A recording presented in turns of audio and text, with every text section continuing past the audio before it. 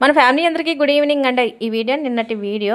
చాలామంది మన ఫ్యామిలీలో సిస్టర్లు అడుగుతున్నారు, అక్క చిన్న స్టీల్ కడాయి భలే ముద్దుకుంది, ఎక్కడ తీసుకున్నారు లింక్ పెట్టరా అని. నేను లింక్ పెట్టడానికి ఆన్లైన్ షాపింగ్లో తీసుకోలేదు, మనకు దగ్గరలో తిరువూరు స్టీల్ సామాన్ షాప్లో తీసుకున్నాను. 400 పడింది. మందంగా ఉంది, ఏది చేసినా ఎక్కువగా తొందరగా మాడటం లేదు. స్టీల్ అంటే తొందరగా మాడుతుంది, కానీ ఇది కొంచెం మందంగా ఉండటం వల్ల ఎక్కువగా మాడట్లేదు.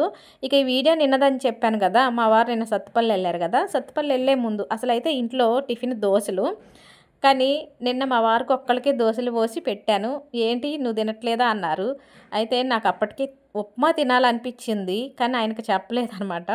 మీరు తినండి, నాకు ఆకలి కావట్లేదు, తర్వాత తింటా అన్నాను. ఇక వారు తిని సత్పల్లి వెళ్ళిపోయారు. ఆ తర్వాత ఉప్మా చేసుకున్నాను అనమాట.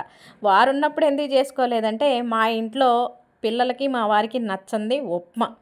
ఇక వారికి నచ్చదు, తినడానికే నచ్చదు, అలాగే చేసుకుంటే ఆ స్మెల్ కూడా నచ్చదండి. ముక్కులు ఇరవటం, మూజులు ఇరవటం చేస్తుంటారు, ఎందుకంటే స్మెల్ నచ్చదు అంటారు. ఇక వాళ్ళు ఉన్నప్పుడు ఎలాగో చేసుకొని ఇవ్వరని వారు వెళ్ళిన తర్వాత చేసుకున్నాను.